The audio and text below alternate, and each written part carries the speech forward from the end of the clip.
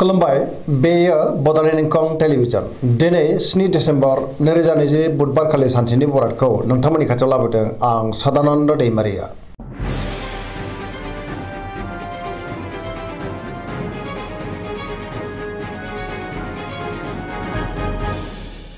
सिगां फरायनो लादों मेष राशि गिबि हांखो अ ल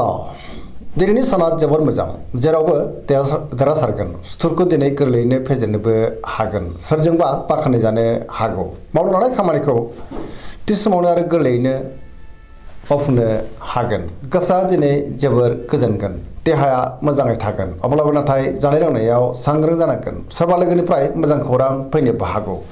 रांखावरियाव मोजां बेफार फालांगियावबो मोजां होनजायो सोरबा लोगोनिफ्राय थोजासे हेफाजाबबो मोननो हागौ नखराव बिसि फिसायनि गेजेराव अनलायनाय फैगोन बिमा बिफानि अननाय आरो बोरखौ मोननो हागौ गुबुनजों मोजां सोमोन्दो लाखिनोबो रोंगोन गोसोनि बोलोआ बांगोन समाजाव बयजोंबो मान होजागोन सेंग्रा सिख्लाफ्रा मोजां खौरां मोननो हागौ आरो गोसोआबो दिनै जोबोर रमान्टिकबो जानो हागौ फरायसाफ्रा दिनै फरायनायाव गोसो दुंखांगोन धोरोमारि बिथिङावबो गोसो दुंखांगोन पजिटिभ एनार्जिनि गोहोमबो गोग्लैनो हागौ। वृष राशि गिबि हांखो इ अ ब दिनैनि साना जोबोर मोजां गोसोआव गोदान बोलो फैनो हागौ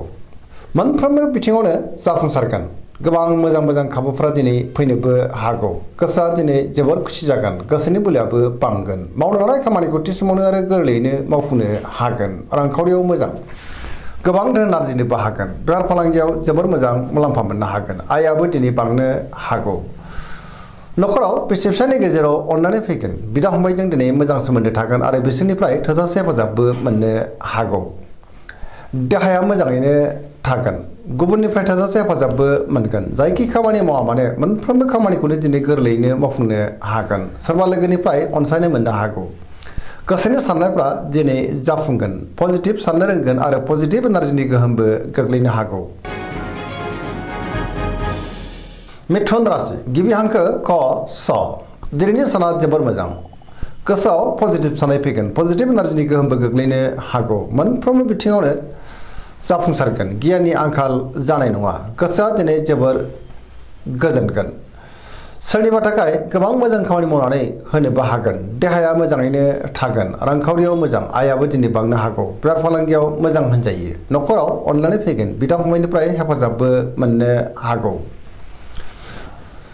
गोसोनि बोलोआ बांगोन मावनो लानाय खामानिखौ थि समावनो आरो गोरलैयैनो मावफुंनोबो हागोन सिगांनि बबेबा आद्रा खामानियाबो दिनै मावफुंजानो हागौ सोरबा लोगोनिफ्राय अनसायनायबो मोननो हागौ गुबुनजों मोजां सोमोन्दो लाखिनोबो रोंगोन बहाबा थाङोब्ला दिनै जोबोर मोजां आरो मोजाङैनो हान्थिनोबो हागोन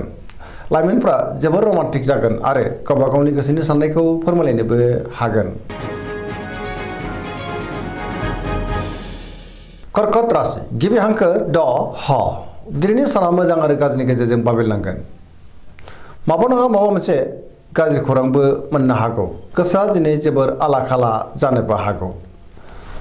सोरजोंबा रायखोमा जानो हागौ सोरबा लोगोजों मानिबा जाहोनाव एना एनिबो जानो हागौ गोसोनि साननायफ्रा दिनै देबर नांनोबो हागौ गोसोआव दिनै नेगेटिभ साननाय फैगोन मावनो लानाय खामानिखौ मावफुंनो हागोन अब्लाबो नाथाय माबा नङा माबा मोनसे गोरोन्थिबो जालांनो हागौ रांखावरियाव मोजां बेफार फालांगियावबो मोजां होनजायो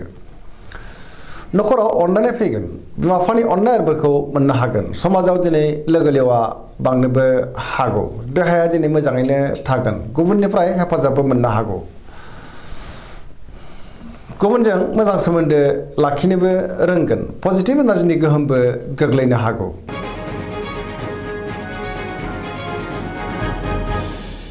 सिंह राशि गिबि हांखो म ट दिनैनि साना जोबोर मोजां गोसोनि बोलोआ बांगोन गोसोआव दिनै पजिटिभ साननाय फैगोन गोथों आरो गोग्गो साननो रोंगोन मावनो लानाय खामानिखौ थि समावनो मावफुंनो हागोन सोरबा लोगोनिफ्राय मोजां खौरां फैनोबो हागौ बहाबा दावबायनो एबा हान्थिनो खाबु मोनगोन आरो मोजाङैनो हान्थिनोबो हागोन रांखावरियाव मोजां बेफार फालांगियावबो मोजां होनजायो गोसोनि साननायखौ दिनै गुबुननो फोरमायनो हागोन नखराव अनलायनाय फैगोन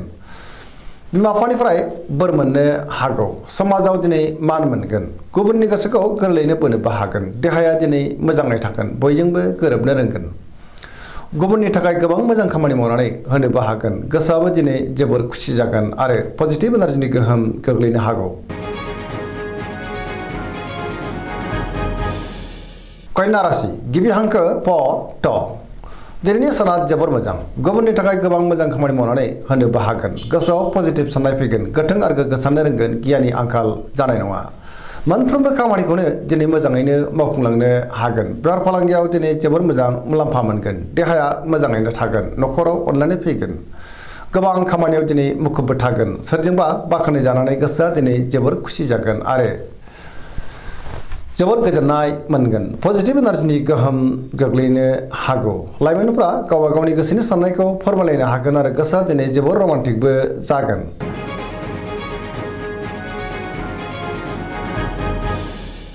तुला राशि गिबि हांखो र ट दिनैनि साना जोबोर मोजां गोसोनि बोलोआ बांगोन गावनि गोसोनि साननायखौ दिनै गुबुननो फोरमायनोबो हागोन मावनो हानाय खामानिखौ थि समावनो आरो गोरलैयैनो मावफुंनो हागोन देहाया दिनै मोजाङैनो थागोन बहाबा हान्थिनो एबा दावबायनो खाबुबो मोननो हागौ रांखावरियाव जोबोर मोजां बेफार फालांगियावबो जोबोर मोजां होनजायो न'खराव दिनै अनलायनाय फैगोन बिसि फिसायनिफ्राय मोजां खौरां फैनो हागौ समाजाव दिनै मान मोनगोन गुबुननि गोसोखौ दिनै गोरलैयैनो बोनोबो हागोन सोरबा लोगोनिफ्राय हेफाजाबखौ मोनगोन गोदान थांखि लानो रोंगोन सेंग्रा सिख्लाफ्रा दिनै जोबोर रमान्टिक जागोन आरो गावबा गावनि गोसोनि साननायखौ फोरमायलायनोबो हागोन गोसोआव दिनै पजिटिभ साननाय फैगोन आरो पजिटिभ एनार्जिनि गोहोमबो गोग्लैनो हागौ।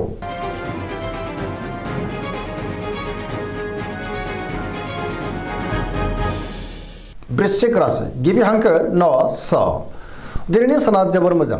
गोसोआव लोगो लेवा बांनो हागौ गोबां मुंदांखा सुबुंजों दिनै लोगो मोनज्लायनोबो हागौ गोसोआव दिनै पजिटिभ साननाय फैगोन गोथों आरो गोग्गो साननो रोंगोन गियाननि आंखाल जानाय नङा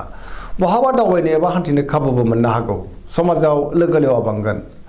सोरबा गोजाम लोगोजों बहाबा लोगो मोनज्लायनोबो हागौ गोसोआव दिनै गोग्गो आरो गोथों साननाय फैगोन मावनो लानाय खामानिखौ थि समावनो आरो गोरलैयैनो मावफुंनो हागोन गुबुननिफ्राय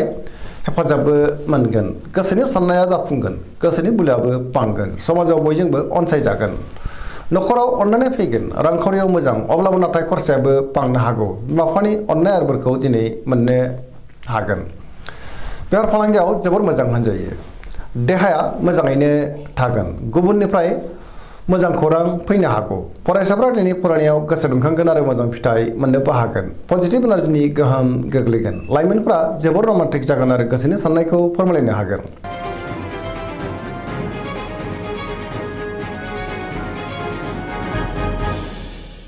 धनु राशि गिबि हांखो ध फ भ दिनैनि साना मोजां आरो गाज्रिनि गेजेरजों बाबेनलांनो हागौ गोसोआव दिनै गोनो गोथो साननाय फैगोन मावनो लानाय खामानिखौ थि समावनो मावफुंनो गोब्राब जागोन माबा नङा माबा मोनसे गोरोन्थि मावफ्लांनो हागौ गोसोनि साननाया दिनै देबर नांनोबो हागौ जोबोर गुलुं गुजुं जागोन रांखावरियाव बारा मोजां नङा नाङा फाङा खरसाया बांनो हागौ आयनिख्रुइ खरसायासो बांसिन जानोबो हागौ बेफार फालांगियाव बारा मोजां नङा गोबां खहा जानांनोबो हागौ समाजाव दिनै मान मोननो हागोन देहाया दिनै बारा मोजां थानाय नङा जानाय लोंनायाव सांग्रां जानांगोन गोबां रोखोमनि देहायारि जेंनाजों मोगा मोगि जानांनोबो हागौ बिदा फंबायनि हेफाजाबखौ मोननो हागोन न'खराव अनलायनाय फैगोन बहानिफ्रायबा हरखाबै गाज्रि खौरांबो फैनो हागौ सेंग्रा सिख्लाफ्रा जोबोर उसुखुथु जागोन अब्लाबो नाथाय गावबा गावनि गोसोनि साननायखौ फोरमायलायनो हागोन।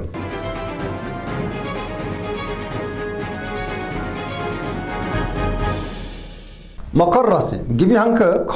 ज दिनैनि साना जोबोर मोजां गोसोनि साननाया जाफुंनो हागौ मावनो लानाय खामानिखौ थि समावनो आरो गोरलैयैनो मावफुंनोबो हागोन रांखावरियाव मोजां अब्लाबो नाथाय खरसायाबो बांनो हागौ बेफार फालांगियावबो जोबोर मोजां मुलाम्फा मोनगोन गोबां मुंदांखा सुबुंजों दिनै लोगो मोनज्लायनो हागौ गुबुनजों मोजां सोमोन्दो लाखिनोबो रोंगोन मोनफ्रोमबो खामानिखौ दिनै मोजाङैनो मावफुंलांनो हागोन सिगांनि बबेबा आद्रा खामानियाबो दिनै मावफुंजानो हागौ गोदान खामानियाव आखाइ होजेननो हागोन न'खराव अननानै फैगोन बिदा फंबायनिफ्राय थोजासे हेफाजाबबो मोननो हागौ सेंग्रा सिख्लाफ्रा गावबा गावनि गोसोनि साननायखौ फोरमायलायनो हागोन आरो गोसोआ दिनै जोबोर रमान्टिकबो जागोन फरायसाफ्रा फरायनायाव गोसो दुंखांगोन आरो मोजां फिथाइ मोननोबो हागोन।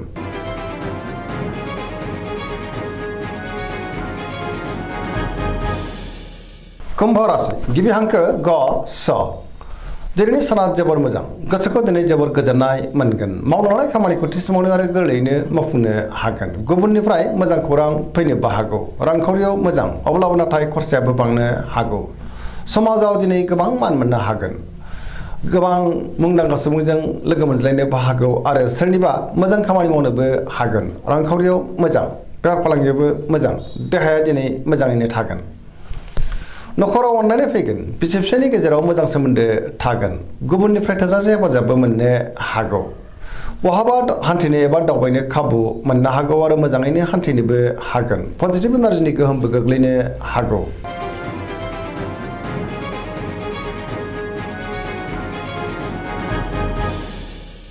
मीन राशि गिबि हांखो ड स दिनैनि साना जोबोर मोजां गुबुननि थाखाय गोबां मोजां खामानि मावनानै होनोबो हागोन सोरजोंबा बाखनाय जानो हागौ गोबां खामानियाव दिनै मुखुबबो थागोन आरो गोबां खामानिखौनो मावफुंनोबो हागोन गोसोआव दिनै पजिटिभ साननाय फैगोन गोथों आरो गोग्गो साननो रोंगोन गियाननि आंखाल जानाय नङा गोसोनि बोलोआ बांगोन